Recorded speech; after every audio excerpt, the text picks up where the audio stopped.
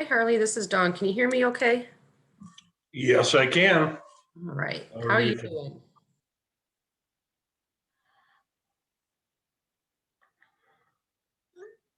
Trying not to get blown away out here. Good God. I hear you. Hopefully you won't be able to hear the wind at my house. I kind of sit up a little bit on a hill and it's, I do too. It's got trees bending pretty good. yeah.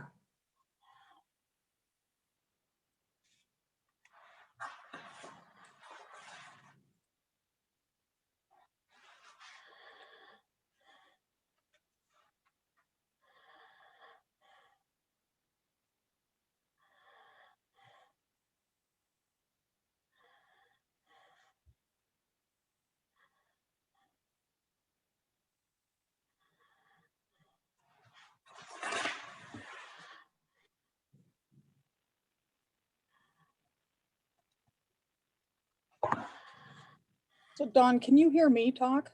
I can, Mary. Are you going to be doing the bid openings tonight, Mary? Yes, I am. Okay. No, we can hear you fine. Okay, thank you.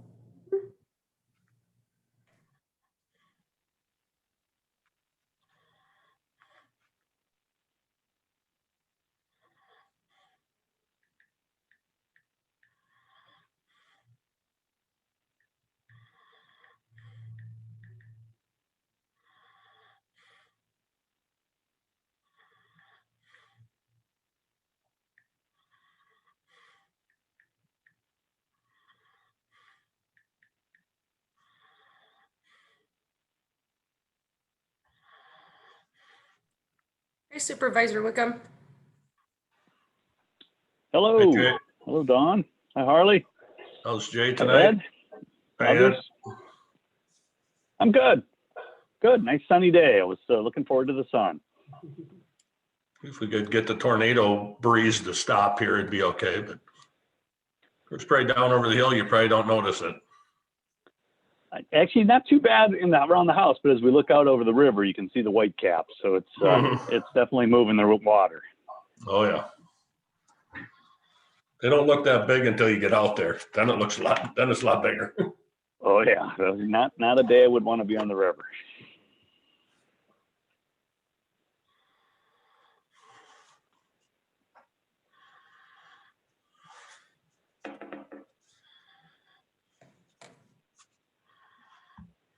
Okay, long way home, folks. I am. What a week, Mary Hobble. It's only Monday. Yeah. Okay, thanks, Mary. All right. My apologies. That was a little bit of a scramble. Did we get Wayne Kennecker? Yes, there he is. Let's just wait a minute or two.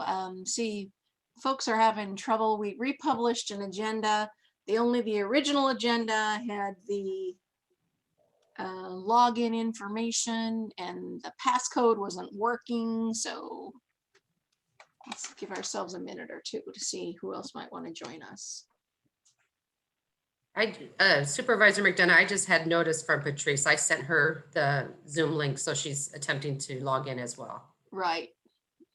Right. I think we'll give ourselves a few more minutes.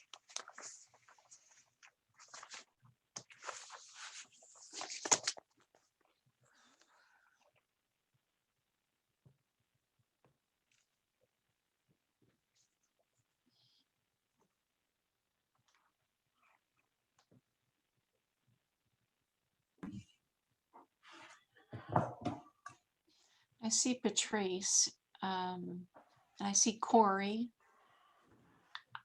Samantha. We've got some Board of Health members.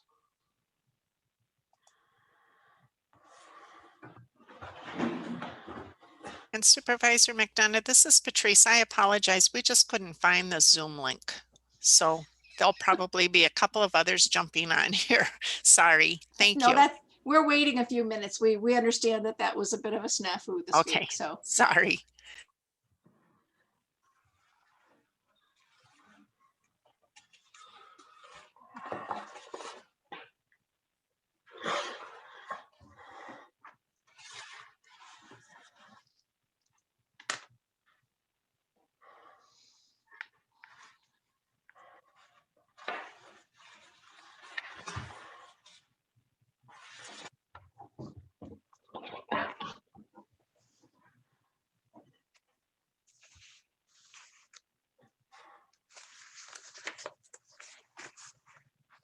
know, Harley and Jay, if someone's going to be down tomorrow to sign the list of claims. I've got the budget signed, but the claims weren't ready to go quite yet. I told Today. Paul I'd be in the afternoon. Be after 1:30 or something, I'll run in. Okay.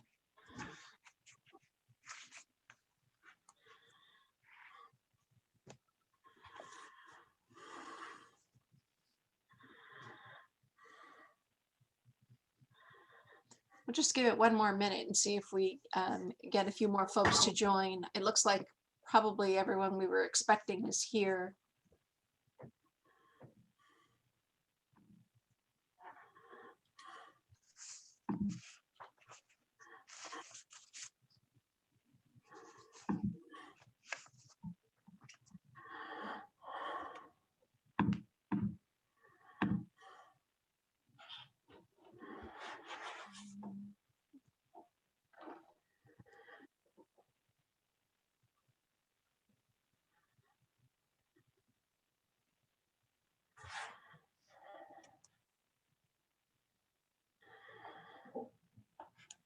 Okay, Mary, I have 5:05, and I think we'll go ahead and call the Board of Supervisors into our work session, which is a special work session for us on Monday, March 29th, 2021.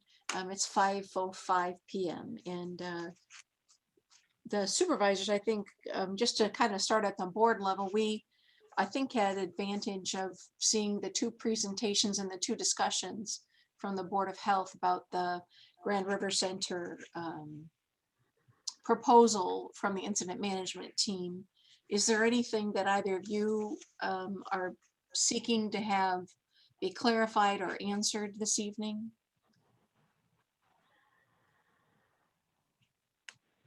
I really don't. certainly would. Go ahead, Jay. Go ahead, Jay. I'd just like certainly to have dialogue between the board members, and then we have members who presented, I think from the city, that presented the discussion. If they have items to present, I would be very open and interested in hearing those. And Harley, is that your similar thoughts? Yep. Yes. Okay. So I'm not sure if we have any kind of presentation. I know City Manager Mike Van Milligan had indicated, and I do see we have Chief Steines and we have Mary Rose Corrigan, and we also have Corey Burbach here. I asked Tom Berger and Patrice, and they're with us as well. So is there any formal information that is intended to be shared this evening? And it's Tom Berger. I believe that Chief Steines does have a short updated PowerPoint to go through quick to kind of touch on some of the highlights. Very good. That'll work. You bet. Good evening, Rick. Thanks for being here. Do you have access to be able to screen share? I do. I need somebody to give me access to the, I'm logged in twice. So Rick Steines with the Dubuque Fire Department, if you could allow me to share my screen in the Rick Steines DB. Steines, this is Dawn. You should be able to, you're co-host on both of those accounts. Okay. All right. So hopefully you'll be able to see what I'm doing here. We do see your screen sharing. Okay, so hopefully you can see that then, and you can see the PowerPoint slide. Yes, we see that. Okay, so thank you. Good evening, and thank you for inviting us to give a short presentation. I'll be brief with my slides. This is the proposal again for the vaccine distribution or pod at the Grand River Center. Just a little bit of background. March 16th date here for data, 21,000 plus approximately of the 78,000 plus people in Dubuque County. The adults are fully vaccinated at this time. The Yonkers pod, which everyone is familiar at the Kennedy Mall, and other distribution locations continue with an anticipated increase in vaccine availability and the ability to vaccinate all adults by early summer. So we're anticipating that more vaccines will become available quite soon. And in anticipation of that, over the winter, the Dubuque Fire Department did get set up and approved as a vaccine provider through the state.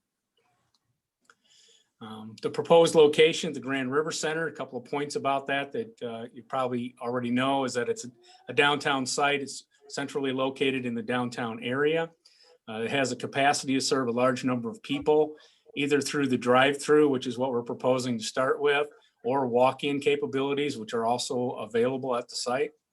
It has the ability to serve the people where they are, so public transit dependent or traditionally hard to reach populations can be reached at this location using this as part of our strategy for the meet people where they are idea. And it may be staffed by the Dubuque Fire Department and or other providers. So obviously the fire department has certain capabilities, and we would welcome other providers if they chose to use the site as well. The proposed contract is an April 1, so very soon now, to July 31. Contract with the Grand River Center in their covered parking garage, the parking lots associated with the building, and the exhibit hall A space inside. So again, drive through, and also if need be or set up, walk-in could also be done there. This slide shows the projected costs and what we're requesting funding support for.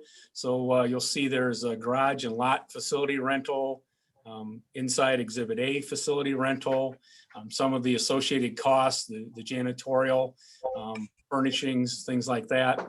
There is a one-time charge there for wireless internet to be able to set up, to be able to do the electronic piece for the appointments and the paperwork, if you will. There's also some traffic management or signage. Again, that's a one-time cost. And then call center and scheduling software, which in this proposal is set to not exceed a $15,000 amount. So that would be total for the length of the project. The total county request is $47,300. And you'll see that in addition to that, there's some technology improvements that the city is doing to the Grand River Center. And that would be, we would seek FEMA reimbursement for those costs. And right now, our understanding with the FEMA reimbursement is that it's a 100% cost. So there is no match. So there would be no county support required for that.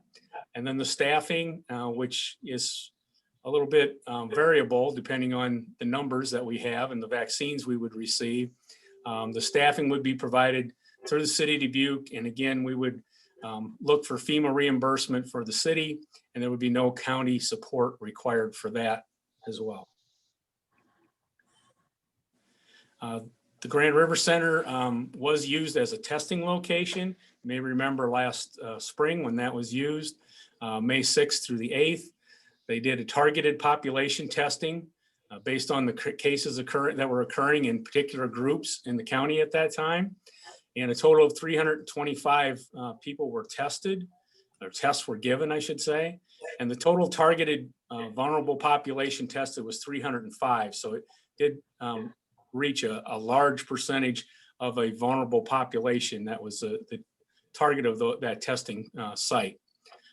With outreach and engagement, that was done through Crescent Community Health Center and the Visiting Nurse Association, who basically did all the work, most of the work surrounding that and the outreach for that. So that site has already been used for testing, which was drive-through. And so that's why that site is being proposed as a drive-through potential for delivery of vaccines as well.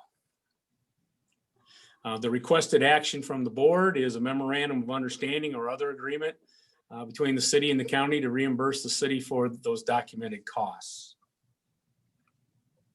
And with that, I guess I would open it up. If you have questions, Assistant City Manager Corey Burbach is also on the meeting, and Mary Rose Corrigan as well, if you have questions that any of us could answer. Thank you, Rick. Do we have questions for Rick that we would like to have him answer? Do we want an update by our own Patrice Lambert from our health department? What information do we seek? I do have a question for Chief Steines. So the concept would be that this would be vaccinations that would be provided for by the fire department directly to the public. Is there any plan to have additional private providers from the medical community involved, or is this kind of more of the public option? I guess this is Rick Steines again. So I guess it would be both. What we're proposing and planning from the fire department side is being able to provide whatever list of patients we can drum up. So whether it's providers that are overwhelmed and can't give enough vaccinations to their current list of patients, or if there are people who are not connected to a current provider that would be looking for a vaccine, we could provide that. So we would do either one of those from the fire department standpoint. And then obviously with our capacity, we would certainly invite any other provider to co-locate at the site and increase the capacity at that site, whether it be drive-through or walk-in or both. There's capacity there for actually more than what the fire department is planning at this time to provide. Very good. Thank you very much.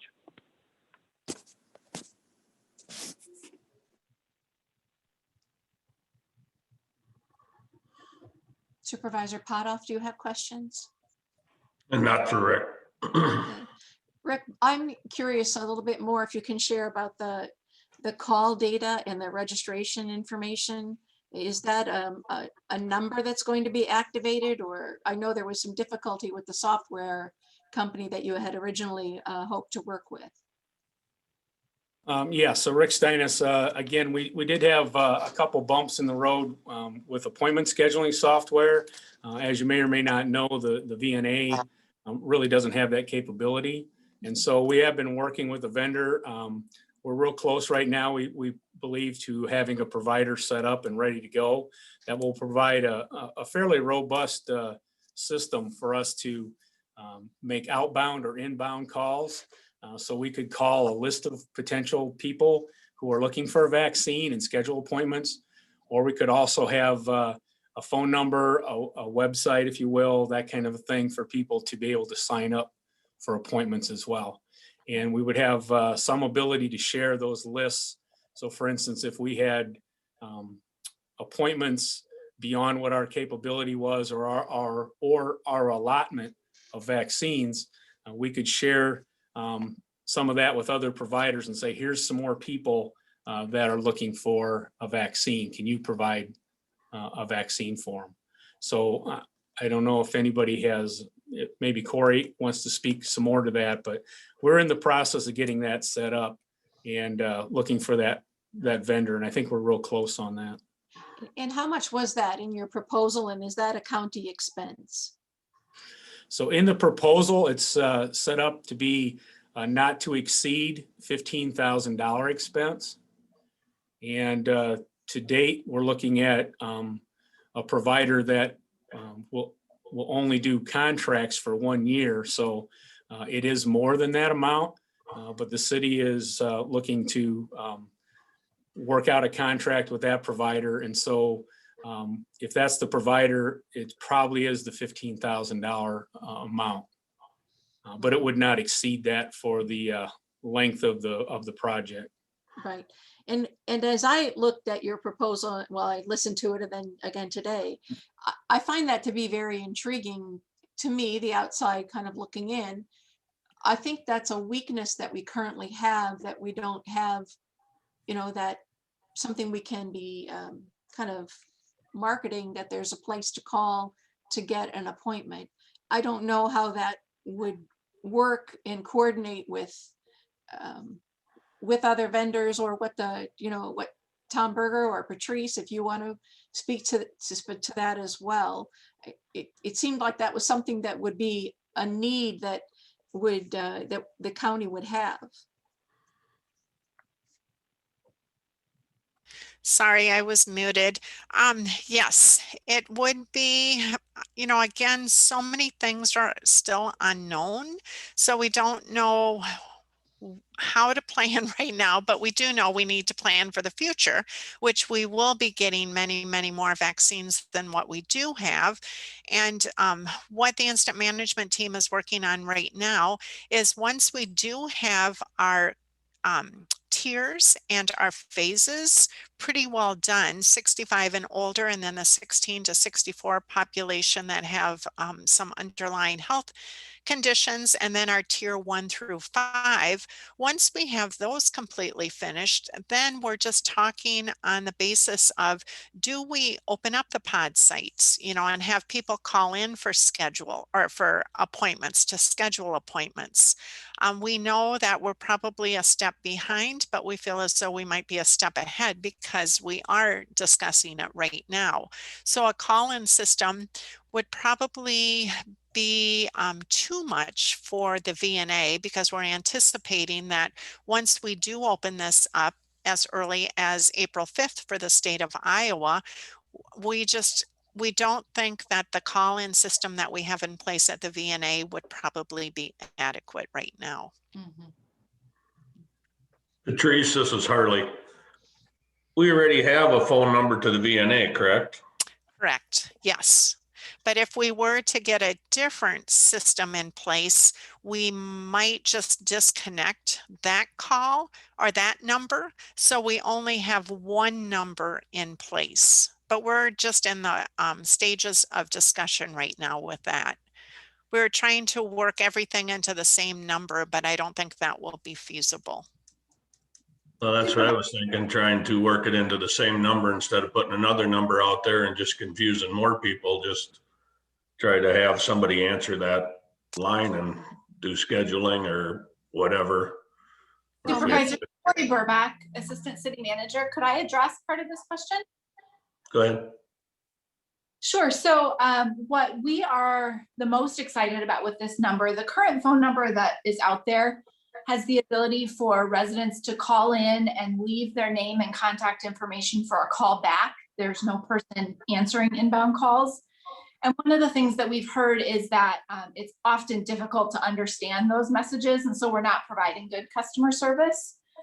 We have been working with the incident management team to really streamline the messaging that would be out there, potentially rolling the existing phone number into this new one that we would have. So we would have one number for all of Dubuque County to call into. And as Chief Steines said, we would have the ability to do inbound or outbound calls with that. Okay. Yeah, I see that as really advantageous to the county as a whole system. That seems to be something that's a need that we have. Supervisor McDonough, this is Mary Rose Corrigan, and I think you're spot on the need, because there's so many different ways to see if there are appointments available. And this line, we would keep the sleeves up tagline on it and publicize it even more widely. And I think that for just general questions about COVID and the illness and quarantine requirements, those kinds of things could still go to the VNA, but vaccination scheduling would definitely be helpful through this line, because it would be both inbound and outbound calling. So I think it would serve a need, regardless of where vaccinations are happening. And we do also think that this would help with our healthcare providers, so they're not getting bombarded, with many, many calls coming in too. But I agree, we would just really want to only have one number, not to confuse the public.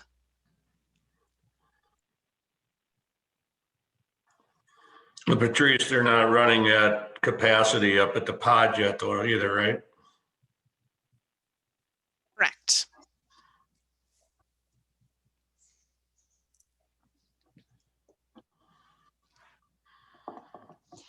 Was there any contact with Crescent to know whether or not they're going to need the capacity of Exhibit Hall A, or if they have interest in drive-through?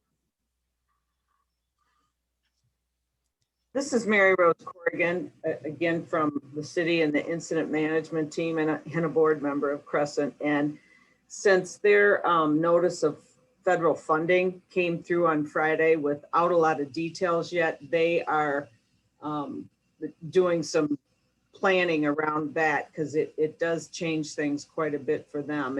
It's their intent to serve as many people on their current site as possible and possibly even on weekends, those kinds of things, but they're open to going to other sites.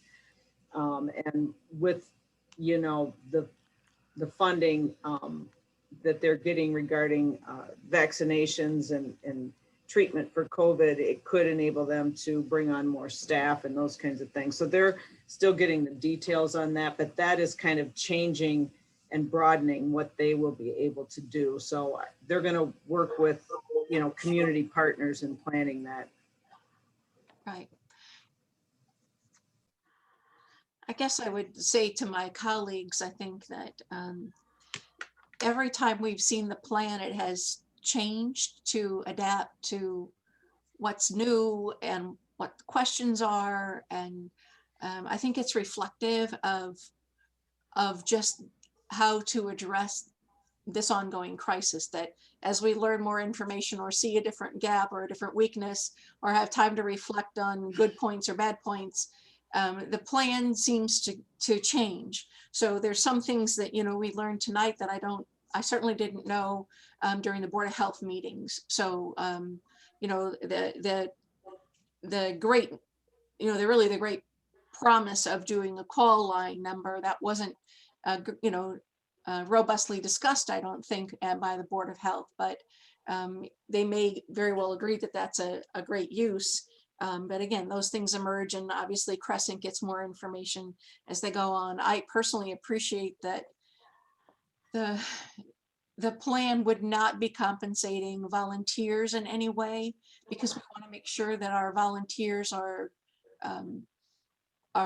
we seek their help always. They have gotten us through to where we are, and they're instrumental in making all these vaccines currently that are being administered. A lot of that is with volunteer assistance. So I like that this plan doesn't ask the county to help with that staffing requirement, so that we can continue to have our county mission be the collaboration and coordination with volunteers. I see that as being you know, kind of the county way when we look at our fires and EMS. So again, I think that's a different change. I personally do like this plan. I think that getting prepared to do this at Grand River has a lot of value. I don't know how quickly this could be further adapted or put in place. And of course, I also want to be respectful to the Board of Health's decision to take no action at this time. So I guess I'm sorry, I said a lot, but any thoughts with regard to that? I guess I have a problem with the cost of it yet, which I brought up earlier. I know it's reimbursed, but it's still tax dollars. I love the fire department. It's got nothing to do with them. I don't really think the Grand River is centrally located downtown. I think it's down by the river, and there's really no residential area really close to it. So everybody's got to drive or take a bus. Well, the bus line runs out to the pod. The pods are not running at capacity. We don't know the future, obviously. I don't have the crystal ball. They say we're going to get more doses, but if we don't, are we taking doses from the pod to put down here? And, you know, we have medical associates, you got Mercy Pharmacy, you got Hy-Vee, you got Walgreens, you got Crescent. A lot of those are right downtown in the heart of the, you know, residential area. I know Hy-Vee is going out to John Deere's. They have 700 doses they're doing out there. You know, a lot of these stores are getting a lot of vaccines, so I don't know.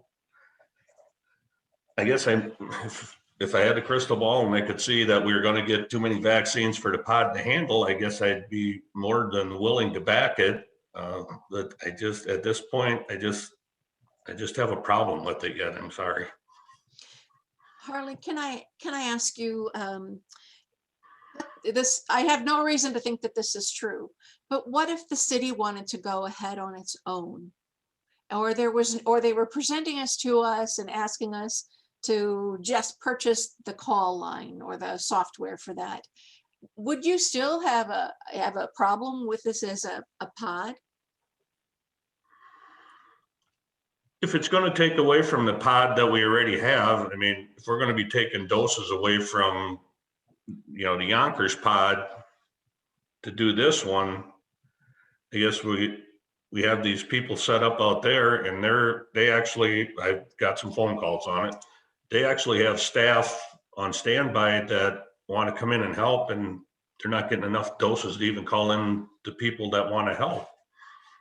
So it's like, I hate to see them lose out on more doses to provide here. And I just don't think that the Grand River is that great of a location personally. It's not within walking distance for anybody, really. You're either going to have to drive or take a bus. Well, they got to do that out to the mall already. You know, if it was something more centrally located, you know, downtown and residential district, I think I'd be more supportive of it. You know, like a park someplace or something. You know, I'm all about getting a call center going. I think that is super, where we can get people calling in and schedule them instead of, you know, leaving your name. But they've actually, I think Patrice said there wasn't that many calls coming in anymore, not like there were originally. Well, I think the calls are going to dramatically increase when it opens up, and then things will be overwhelmed. You know, and that's, we want many, many people to, you know, express interest, but I don't know if there's things that you can suggest that would make the Grand River Center a better location for you, or if that location is just kind of a no-go. So that's something that I think, you know, we need to kind of be addressing, I guess. And then also, I'll jump in. Yeah, please. Thank you. Well, I think, you know, we've been facing the COVID crisis, the pandemic, for a year now. And we've gone through numerous meetings with Board of Health, incident management team. We've waded through PPP, masks, testing. The vaccination is our way out. It's the way that we change the course of this pandemic and our livelihoods. So from my vantage point, we have to take all necessary and reasonable methods to do what we can to be prepared and to provide the public with the greatest access and the greatest opportunity to get vaccinated. Now, we're not going to make our own vaccinations, so they're going to come from somewhere else. And so that is one limitation. But what's in our hands is the ability to be prepared, the ability to line up with partners like the fire department, like the city of Dubuque, like our other small communities, and say that we are prepared for the amount of doses. If they're twice, 3 times, or 10 times the amount we've been receiving, we are prepared to make sure they get to the public. That's our responsibility. That's my highest and greatest goal. I know there's costs, but that's where it lies for me. And I'd rather side on the area of caution and safety and preparedness. And so I fully support the plan at this point. I know there'll be revisions to the plan. Is it perfect? A perfect location? No, but I think it's a good location. And I think our partners are good. And I think it's something that we'll look back and say, we're glad we did. Well, I agree with what you're saying in the sense of the need to get all the vaccinations out as quickly as possible and to be prepared for that. And none of us know when that's going to happen. And so it's really, for me, being prepared when the opportunity is presented. We do have other locations that are doing extraordinarily good things, all well run. I've not heard any bad information about any location out into the county, Dyersville, Piasta. It's all going well. All of the vaccination sites are going extremely well. And, you know, the question is, are we going to reach capacity? And then also we do need to look to, in my opinion, our largest partner, which is the city of Dubuque. And the city of Dubuque shares a critical need to do what you're saying, Jay, which is they want to work rapidly to get vaccines to all of their citizens as well, and to serve underserved communities. That's, you know, been part of certainly what they've been working towards. So it's not necessarily my choice of locations. I think it's trying to work with experts as they identify them and what works best, just to be careful of cost and make sure the questions are being asked and answered. So I guess are they go, oops, sorry, Ann. no, please go ahead. I guess it'd be a question for Rick, but are they going to start this up kind of right away and hope to get vaccines from the incident management team, or are we going to wait, have it basically on standby that if we do get a bunch, they can get some? How are they planning on doing this? Is there someone here who's Rick or Mary Rose, who could help us walk through that logistic? Maybe Tom Berger, maybe you know as well. Yeah, Chair McDonough, Rick Steines. So if I could, I guess the fire department as a provider is just like every other provider. We would basically be prepared every week for whatever vaccines the incident management team would allot to us. So different than a Mercy One or a pharmacy, we don't have a source for vaccines through those programs. We don't have a source through a federal program. We are dependent on the incident management team to allot us vaccines, as most of the providers are that come through the IMT. And so it's really up to the incident management team to decide, you know, what's the best use for the allotted vaccines each week and what providers should be given those vaccines. So we would be ready, you know, every week to decide, to have the IMT decide what our allotment may or may not be.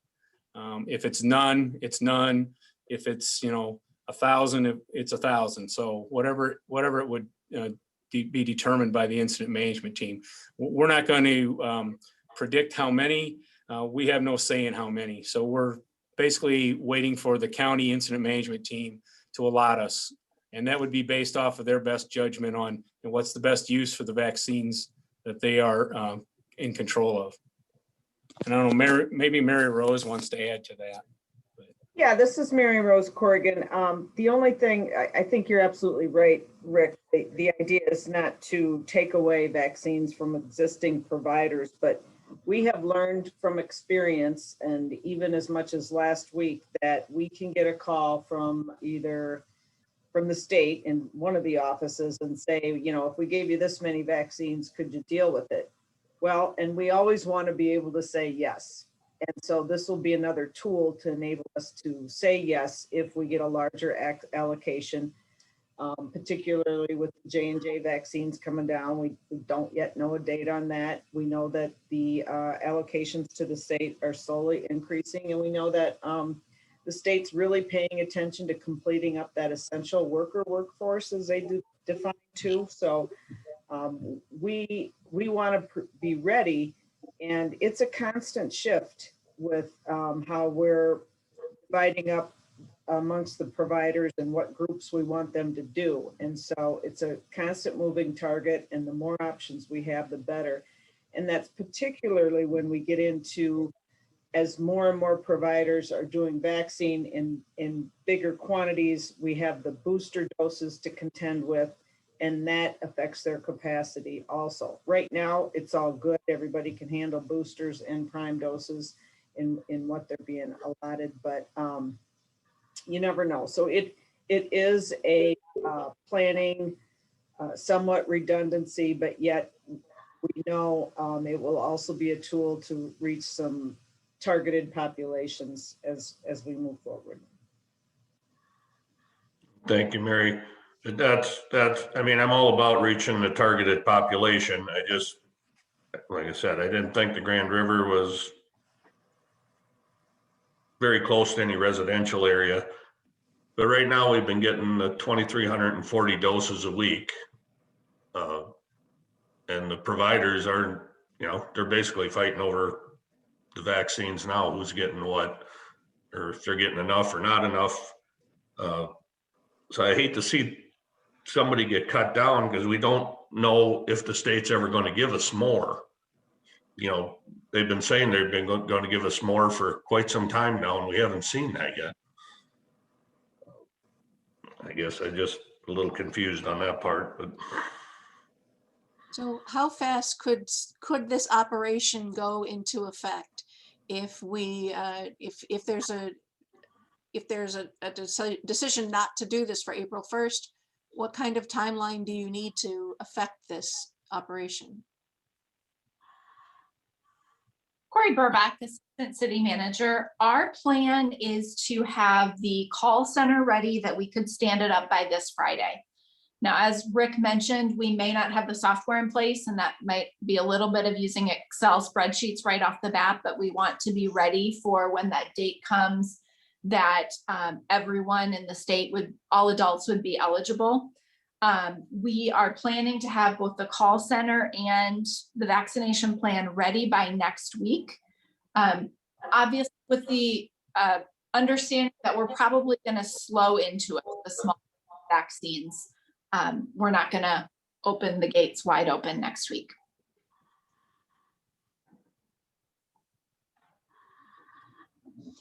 Does that mean you're going to be asking the incident management team for vaccinations next week?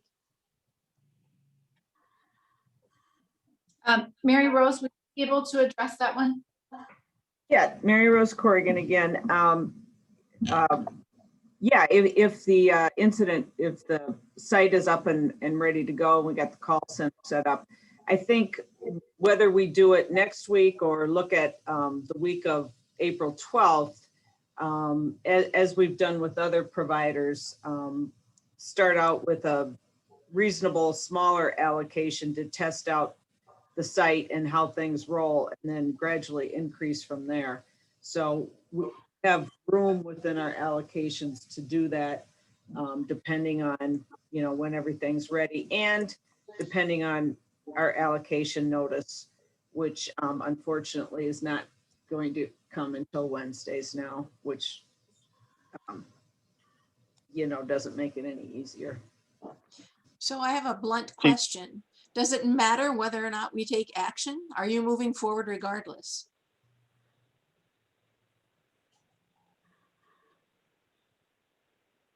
Well, they won't be getting the Dubuque County appropriations. I can answer that if the board doesn't approve it. So that would be the one difference. I mean, what in front of us today is the partnership. If we take no action or reject it, then I think we should entertain or be interested in other options. But we have an option in front of us that I'm interested in pursuing. My question is to Chief Steines. Chief Steines, will your staff be ready and available next week to deliver vaccinations, assuming we approve? So yeah, so the fire department's been working on the plan for a while. The whole gearing up to be able to do vaccinations at the site. And so we're ready next week. The capacity that we have for a target is about 50 people per hour. As Mary Rose said, we probably would not try to start out at that rate exactly.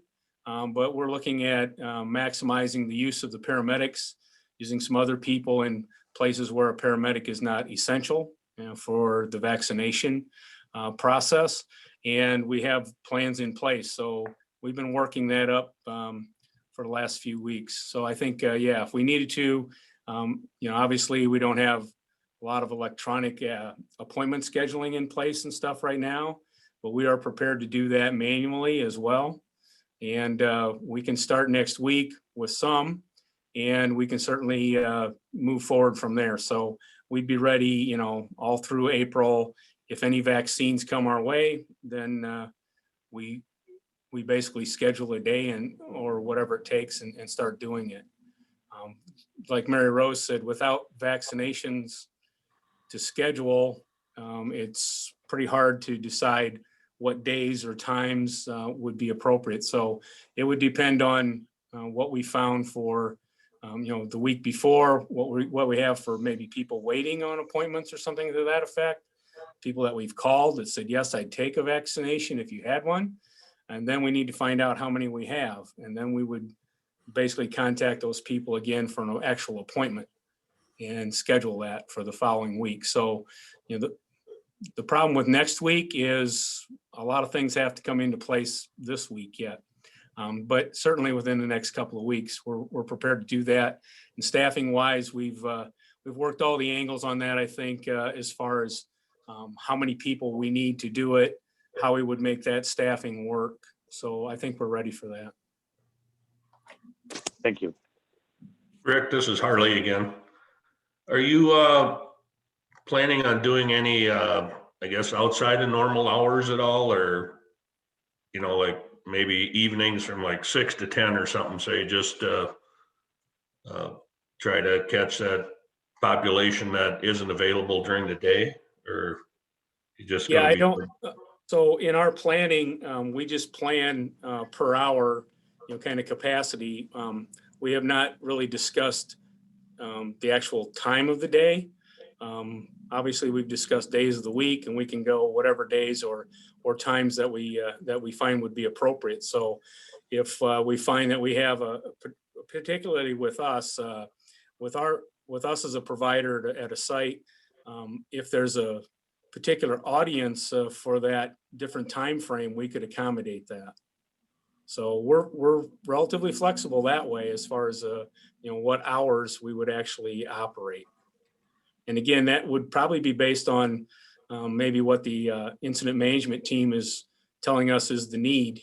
So if they say, hey, we have some people here and this is a target population that can't come at certain times of the day, can you provide some vaccinations at these optional times?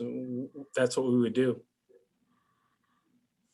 Okay, obviously that'd be, you're on duty 7 days a week too, so I guess that would probably be an option too for if there'd be people that could only do weekends or something, or. Yeah, the days of the week and the times of the day are not critical to us, to our operation necessarily. Some are more convenient, obviously, but we can make anything work. Okay. So you mean you don't schedule fires, Chief Steines?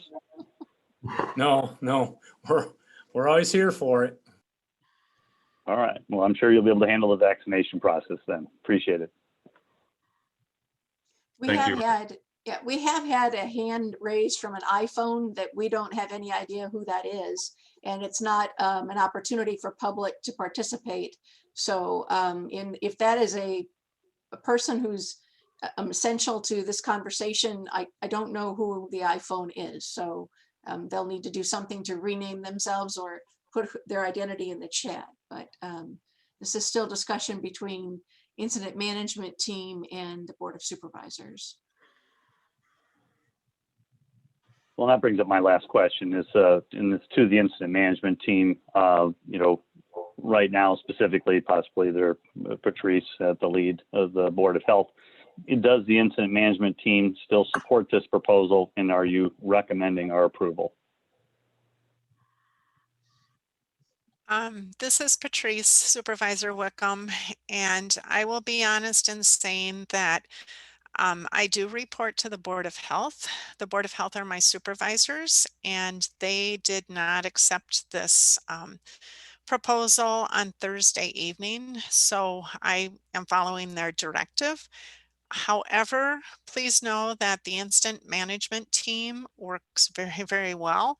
Our goal is to vaccinate every single person in the county. We can hardly wait to celebrate on that last day. But Stacy as well, she and I both need to, how can I say, we need to follow the Board of Health recommendation, which was no recommendation. So again, this is we will work with the other two incident management team members if this proposal were to go, but we do need to follow the directive of the Board of Health for the support or non-support of this proposal. I hope that makes sense.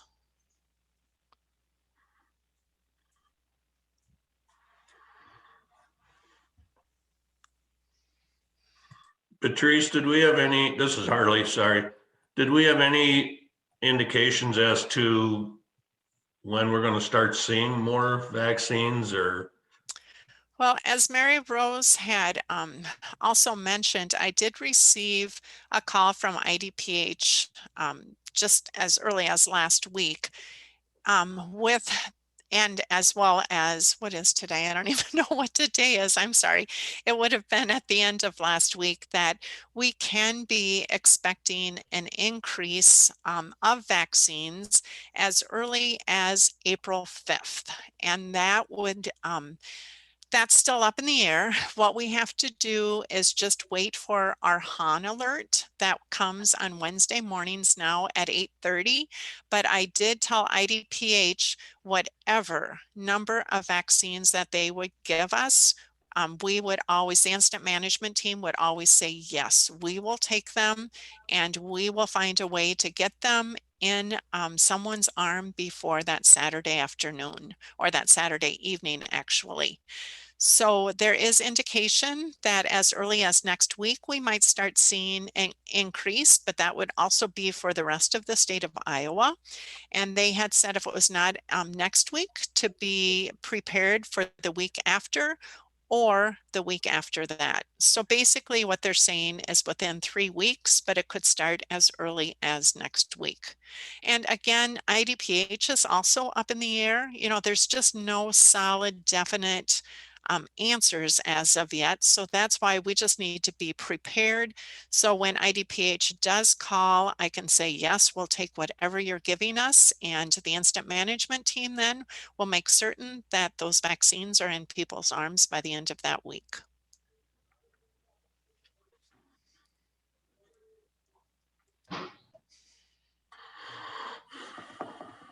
Cheers. Chair McDonough. Yes, Tom. Yes.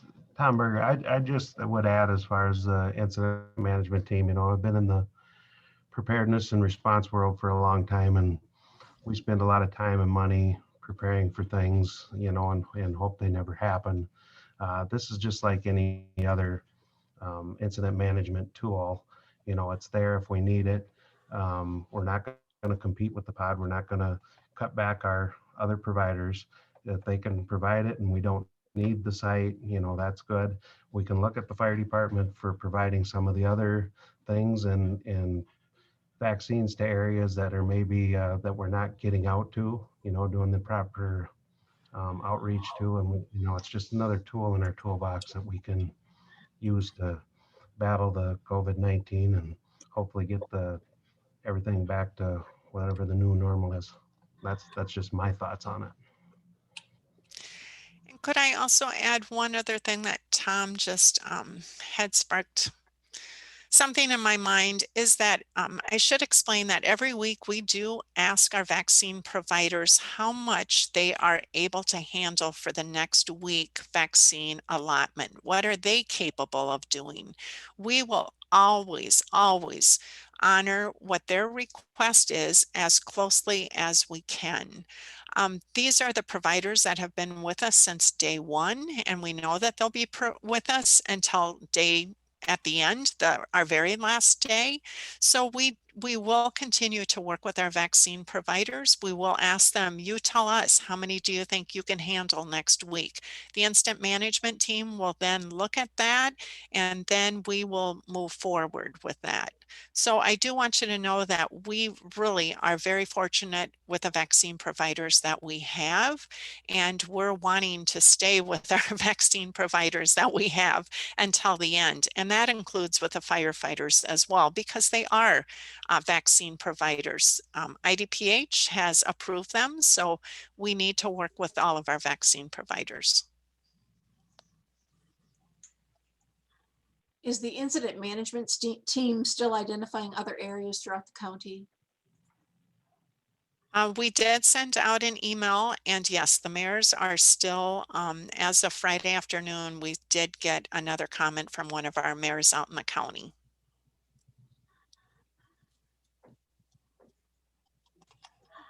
I believe that, yes, and that's Tom Berger again, and the access to the vaccines is the big thing. So if we can, Right.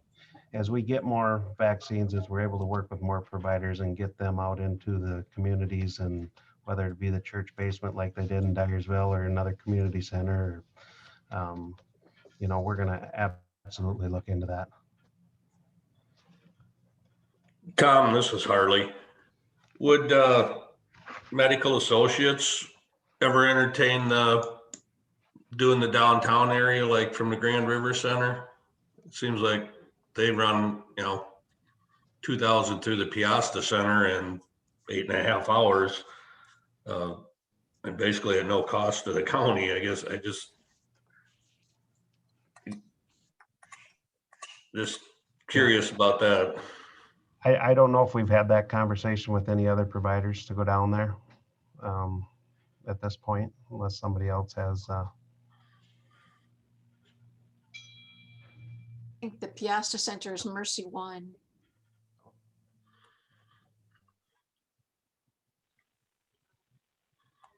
This is Mary Rose Corrigan, and the incident management team continues to work with Greater Dubuque Development on establishing more sites, especially for essential workers in different areas. And that is with the vaccine providers we have. Several of them have locations outside the city that, as I think we continue on, they will consider moving around and working from different sites.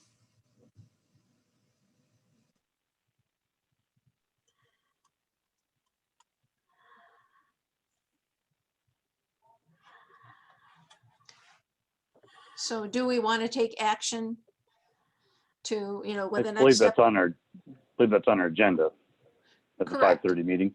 Right, we don't have anything to support that, but it's an item that I put on the agenda just to hold some space, just like this work session, so that we could have So I discussion. for anticipated whatever. action and decisions would be at that time. That's Right. Well, and I mean, we don't have an MOU, we don't have anything drafted. I mean, there's lots that we would need to see to make this move forward. But I am interested in not everybody that's been contacting me is a big fan, certainly, but many people are. And honestly, in the whole scheme of things, it's fairly well reimbursed, and I think the cost is modest when you look at the potential impact and the ability to meet a large portion of the city's population. It opens up another site. We need that call center no matter what. That call program, that's $15,000 right out of their proposal. And if you're going to have people calling in, you got to tell them where to go. And to give them another option, I think we're just too close to the end of the tunnel it's not my job to find the most ideal situation. It's my job to evaluate and make sure the questions are answered. And I think this meets that criteria for me. I agree with you to a certain extent, Ann. We definitely need to get a call center set up. That's been brought up for quite a while already. And we actually got a number, but we didn't get a call center set up. I think we need to know what the capacity is out at the pod. If we did get a lot of vaccine, how many can they actually do in a day? All the providers that are at the pod at Yonkers, and kind of work from there. I just will never know better than the incident management team. I will never know better than the people who have trained and have been working diligently on this for more than a year. So it's their recommendation, and that would be, a primary reason that I would support it. So Are there any other final comments we want to have? We don't have anything to take action on at the formal meeting, other than we can certainly be asking that we can make a, obviously we take a We vote still at make a that time. motion. Yeah, Yeah, yeah. I think once we get there. So I have no further comments or questions. Harley, did you have anything further? I'm good, thank you, Ann. Okay. Ed, did you have a last minute comment or question? My last minute is just to comment that internally, staff, we discussed this and we've prepared a. You were not asked Oh. to discuss it internally, so I No. appreciate that. No, but, a right. resolution. We it for any potential thing you may do. We prepared a resolution with some blanks in it that potentially you may use, and we discussed how that might move forward. So we have that for you tonight. It's not in the packet, but I think Dawn has that. Well, but it's not even published, so the resolution Correct. will be back to see us another time, should we get there. Okay. Thank you. All right. Is there anything further as part of the work session? We're at 6 o'clock. We need to move on to our scheduled meeting.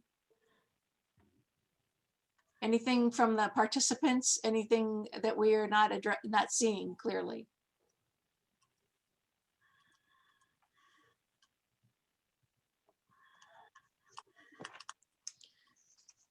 All right, very good. We will move directly into the Monday board meeting. We are now at 6 o'clock, and the first item on the agenda is a time for public comments. Is there anyone who wishes to address the Board of Supervisors from the public at large about any item which is on the agenda? If you wish to do so, you would need to state your name and address. You can do that virtually in the reactions section of Zoom. You would raise your hand. You can enter into the chat box, or on video, wave and indicate you wish to speak. And we'll hold for a moment to see if there's anyone who wishes to address the board.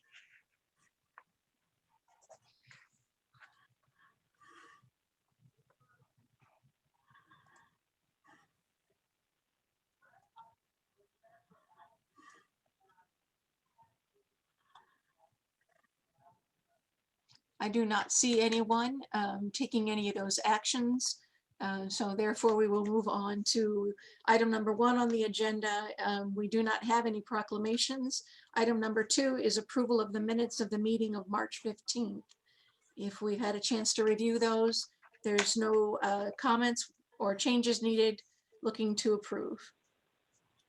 I'll make a motion to approve. I will second. Motion a second to approve the minutes. All in favor say aye. Aye. Aye. Aye, that motion carries. Next, item 3 are consent items. There are 4 consent items before us. They, I believe, are all liquor or beer licenses. And we can take those in one motion unless we need to address them separately if anyone wishes to do that. I would move to approve all of them. I will second that. We have a motion and a second to approve the 4 items in the consent agenda. All in favor say aye. Aye. Aye. Aye, that motion carries. Next, we have procurement procedures. If we would look to that part of the agenda, item number 4A is proof of publication, and it actually is not in our packet. This was an agenda that was republished, and that should have been removed, but is still contained. So we do not need to take any action on item 4A. That's at the auditor's direction. So we'll move to 4B, which is receipt of bids.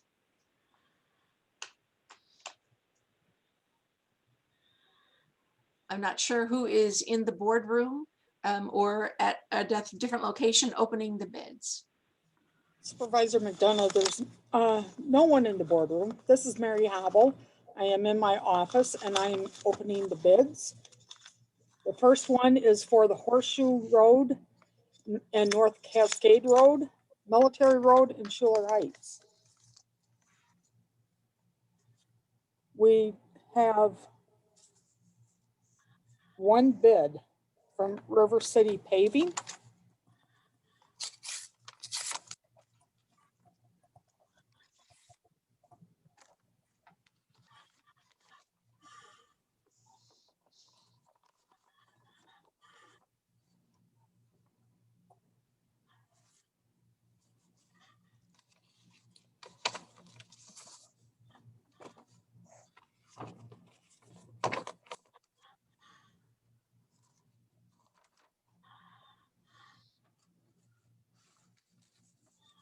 Okay, this is River City Paving.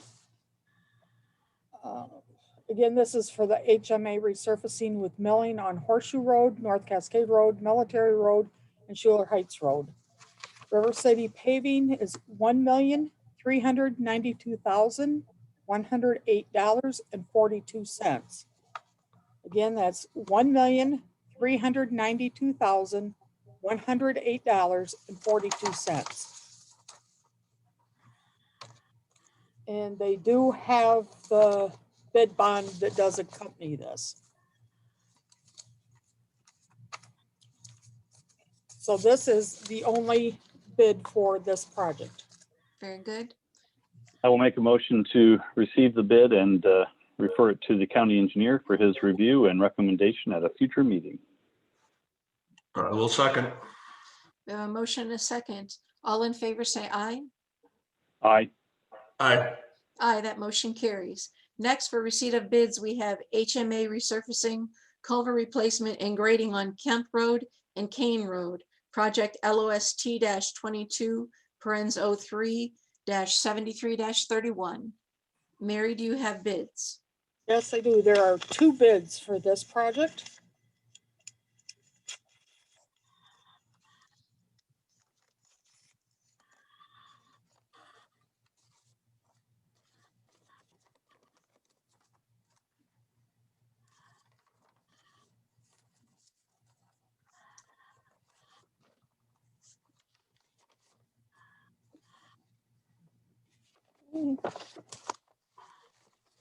This bid is from River City Paving, $729,093.35. Again, for River City Paving, $729,093.35. And they also have provided the bid bond that seems to be in order.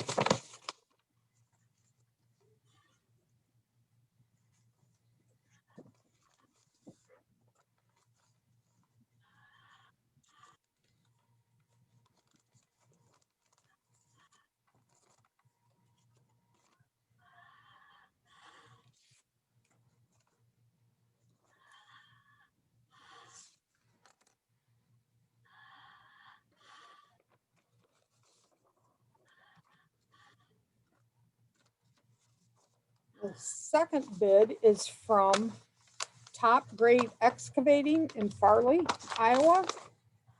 Again, that's Top Grade Excavating. Their bid is $747,268.02. That's $747,268.02. And they also provide the bid bond. I would make a motion to receive and forward to the county engineer for his review.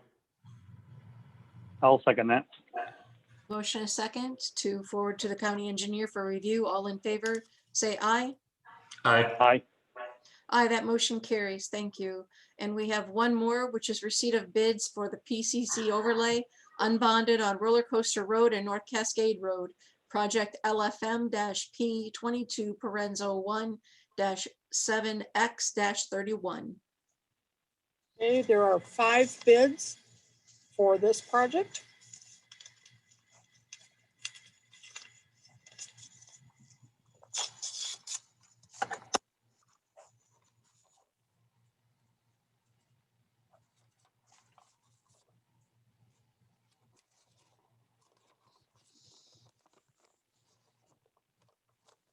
The first bid is from Horsefield Construction in Epworth.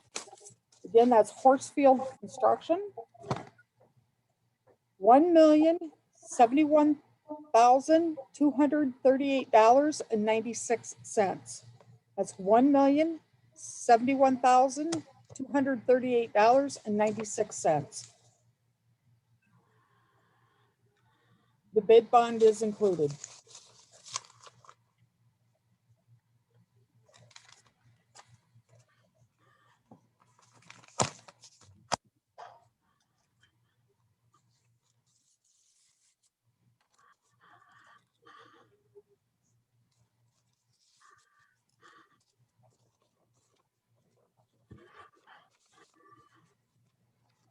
next bid is Corral, Croell Incorporated from New Hampton.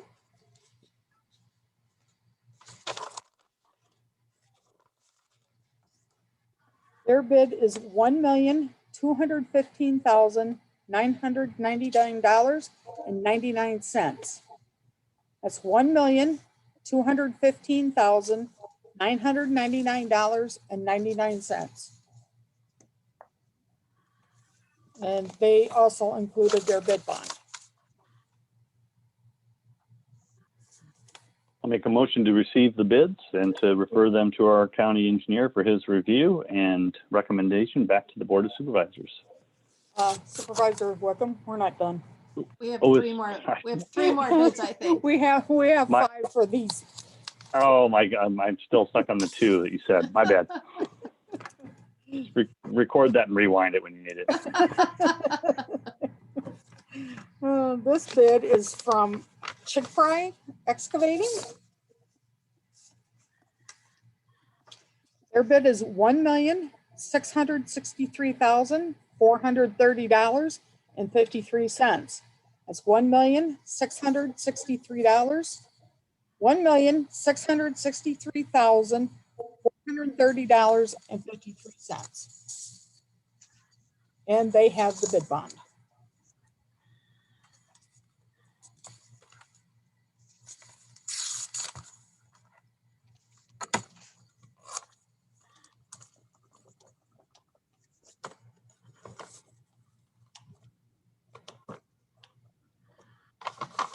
And the next bid is from Cedar Valley in Waterloo. Cedar Valley's bid is $1,310,783.76. That's $1,310,783.76.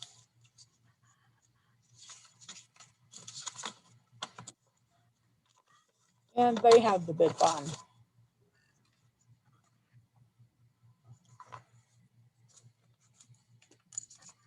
And the final bid, the 5th bid, is from Flynn, the Flynn Company in Dubuque.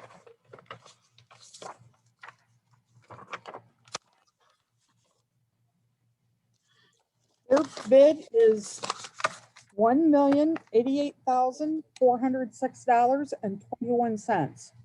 Again, that's $1,088,406.21. And they have the bid bond. This concludes the bids. Okay, now that we got all the bids, I would make a motion that we accept all 5 bids and refer those to the county engineer for his review and recommendation back to the Board of Supervisors. I will second that. Motion and a second. All in favor, say aye. Aye. Aye. Aye, that motion carries. Continuing on the agenda, next item is public hearings. The first is proof of publication. Again, at the auditor's direction, that should have been published and there's no action needed. There's nothing in our packet. Moving on to letter B, a public hearing for county expanded food assistance projects with CDBG. We've talked about this multiple times about the need for the public hearing to conclude our final report. There's an extensive memo in the file from Ed Raber. Also some things that are being addressed again. Did you have questions for Ed, or do we wish to go directly into opening the public hearing?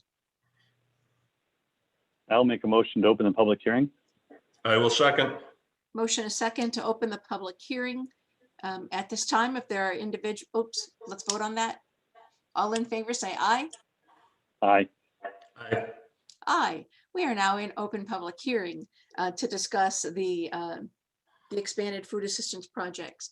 Ed, I know that any comments that are made need to be recorded and submitted with our final, the final conclusion. Did we receive any written comments? Do you know? I am not aware. I have not received any written comments or phone comments or electronic comments. And I have not personally been contacted. If there's anyone here tonight who would like to participate and address the board about this matter, you can do so by in the reactions part of Zoom at the bottom of your screen. You can raise your hand. Again, the video chat, or by video, give us a wave, and we'll know that you wish to comment on this matter. Ed, is there anything new that was in your memo that we should know? I want to highlight there's some language that we want to make sure that we use in addressing the public here, specifically item number 8 in my memo prepared stuff, that is regarding the community development and housing needs of low to moderate income persons in the county and any planned or potential activities to address those needs. In the prepared materials I sent to you, I had some of those listed. Those are not an exhaustive list. That is some illustrations of things that are going on, but I wanted to make sure that anyone from the public that has other concerns, not just about the community development block grant activities that the Dubuque County was funded for, but also if anyone has any other comments related to community development and housing needs of low and moderate income persons in the county, that they should feel free to make any remarks about that as well. We don't have any members of the public stepping forward. So I think I'm comfortable with a motion to close the public hearing. So moved. Second. Motion and a second to close the public hearing. All in favor say aye. Aye. Aye. Aye. Back to the Board of Supervisors. Is there anything further that we need regarding this matter? Do we have a resolution that we need to approve? There's no screen sharing happening. There is no action item for you at this time. It is just the public hearing. So that is, you do not need to do anything this evening. Okay, very good. Well, that concludes the public hearing. Next on our agenda is the notice of public hearing to formally set the public hearing to amend street naming. We have that notice to be set for Monday, April 5th at 9 a.m.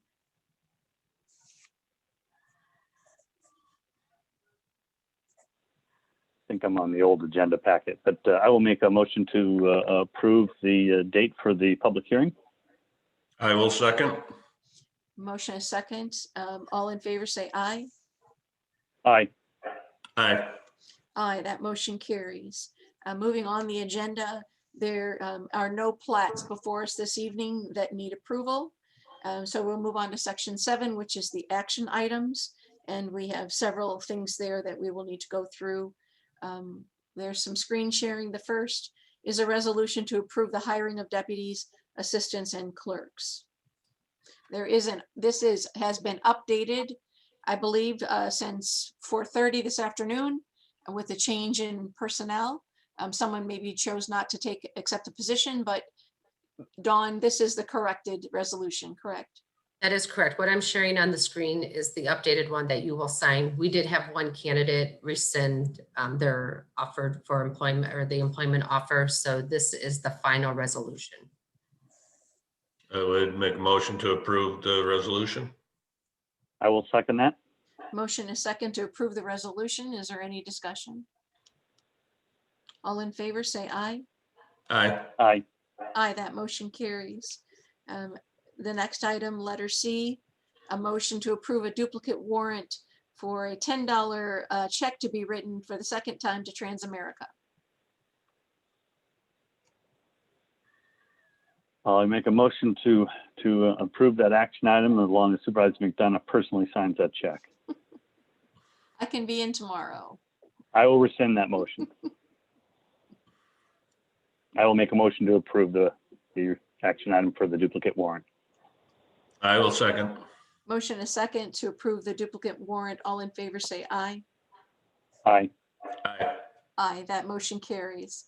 That brings us to the potential action regarding Grand River Center point of distribution. So the pod discussion that we had for an hour now comes back to see if the board wants to take any kind of formal action. I would like to, and I do have kind of some thoughts organized if you wanted me to go first, or the board would like to have further discussion.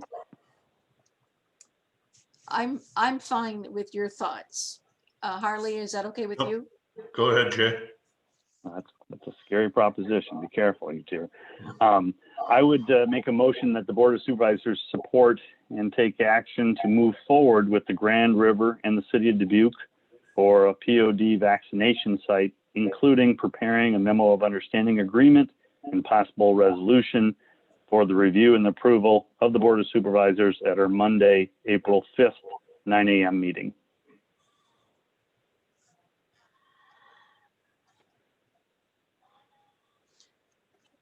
Do we have a second on that motion? I will second the motion in some discussion. My thought on this is there any reason to include the Board of Health? They have spoken last week. I mean, they basically just said, not at this time. Did they think it was the time to move forward on this? When we bring this back, do we want to have there be opportunity for some interaction with Board of Health? Well, I think we always have that opportunity, and certainly you as our Board of Supervisor liaison to the Board of Health have that opportunity to engage with them. And so I'm glad that's on the agenda. But I believe all three of us attended that meeting. They had some robust discussion. They had a good attendance, and it was deliberate, at least in my vantage point, that no action was taken. And so that puts the onus either on no action being taken or the Board of Supervisors takes action. And that's what I'm prepared to do at this point. So I don't see it's necessary, but they create their own agenda and they have their own discussions, and certainly could do that if needed.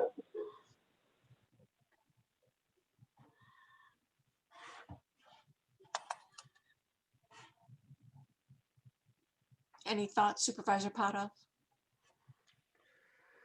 I just have some issues with it yet. I had a lot of people reach out. The majority that reached out are not in favor of this at this time. Without, knowing that we're going to actually get more vaccine. I've heard that we're going to get more for several months and it never happens. And I guess I just have an issue with it at this time yet. I would like to see us get something started with the call center and see what we can do with that first, and see if there's actually a need to keep moving forward with this. Yeah, Supervisor Potoff, I definitely understand. During this entire pandemic, I heard from the public both positive and caution or negative on whether we should buy masks for the public, whether we should pay for increased testing, and where should we have that testing. And certainly heard a lot of comment related to the wearing of masks and our current mask mandate. And so this would be the number 4th issue, if not the 400th issue that we've faced. And through that, I've always tried to, listen and understand the vantage points, but at the end of it, try to err on the side of caution, err on the side of preparedness, and overall maybe being more prepared to, in this case, provide more vaccinations to our citizens. And I think that's what it does. Not perfect, not 100% known, but at least we'll have the one more step prepared if we do receive the large amounts of doses that the state and the feds are promising. And I would just, sorry, go ahead, Ann. well, Harley, I would add 2 things. Basically, I think that the proposal that we saw tonight, again, has been tweaked and modified and updated as information comes. This was not exactly what was brought to the Board of Health last week. And the other thing that I have learned in my tenure as a supervisor is that, I am not engaged in emergency management. My training has been to be supportive and to ask the questions and to try to get all those answers. But you may feel more comfortable taking a position different than the incident management team because you have done emergency management and you've done the training as your lifelong career. I don't have that. And so I need to go with what I think is the best expert opinions guiding us at this time. So they have answered my questions, and I feel that I don't have a better resolution than them. There's a lot of pieces here that we all agree we need to begin. And I agree with that, Ann. I mean, I want to get the vaccines out there too. A lot of people are not for this because of the cost, but I want to get the vaccines out to the people that need it. Just wish I had a little more information at this time as well. So if we build it, it will come, right? We're going to build this pod program, and the vaccines will be coming to make it all beneficial. So, is there any other discussion we wish to take? No. If not at this time, we have a motion to support and take action on the pod distribution site, looking to a memorandum of understanding and a possible resolution to be presented to the Board of Supervisors. All in favor of that motion, please signify aye. Aye. Aye. Those nay, those opposing, please use nay. I'll be in there. Thank you, Harley. Thank you, Jay. All right, very good. Moving on to other matters before us on the agenda. Next, letter E is a motion to approve the necessary documents with Thompson truck trailer for one current model year heavy-duty tandem axle truck for Dubuque County Secondary Roads Department.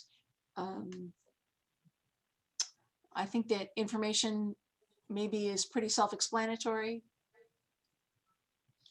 I know Anthony is with us, but do we have any questions for him? If not, and you feel you're comfortable, we can move on the resolution.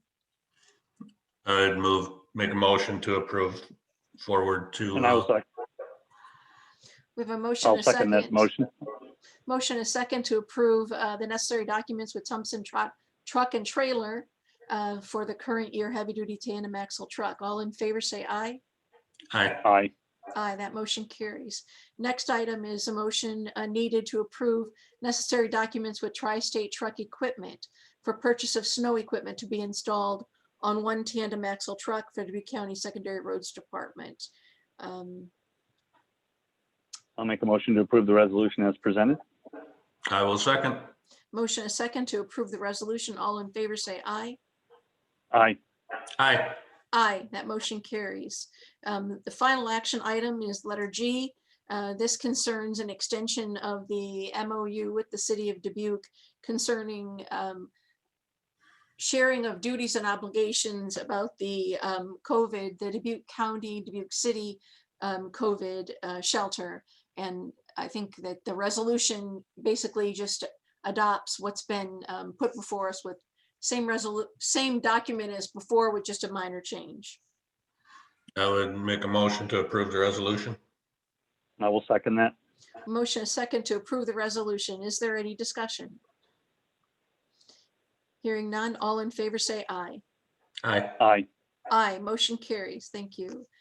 In our communications on the agenda, we have correspondence sent to the board about the manure management plans. There are two, and we just will receive and file these.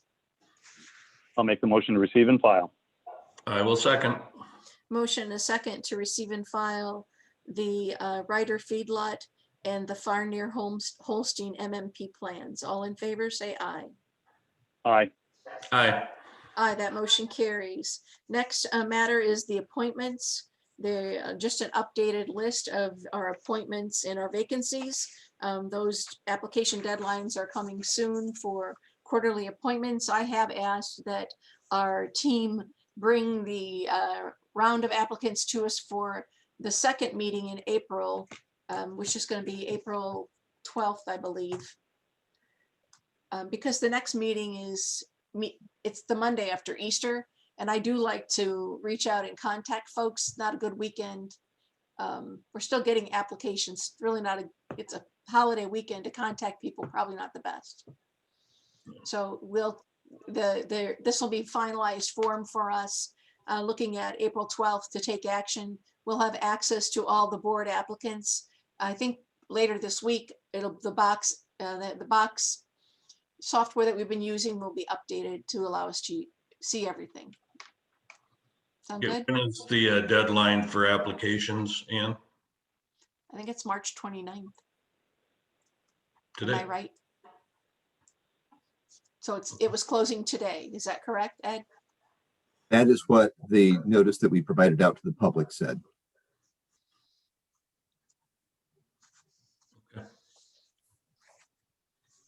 Any further discussion on the way forward?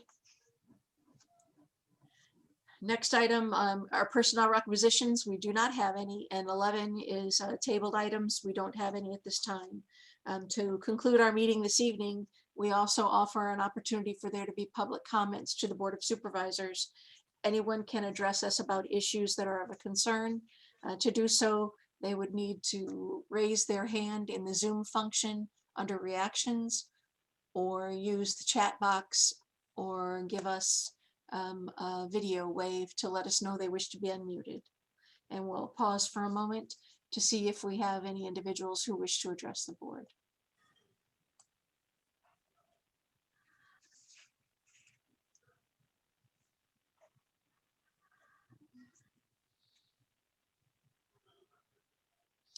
I do not see anyone expressing that interest.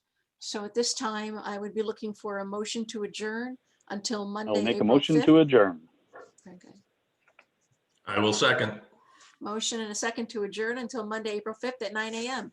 All in favor say aye. Aye. Aye. Very well. Thank you for everyone's input tonight, and I appreciated the civil discussion. Thank you, Ann. Thank you, Jay. Good night, all. Good night. Be well. Have a nice evening.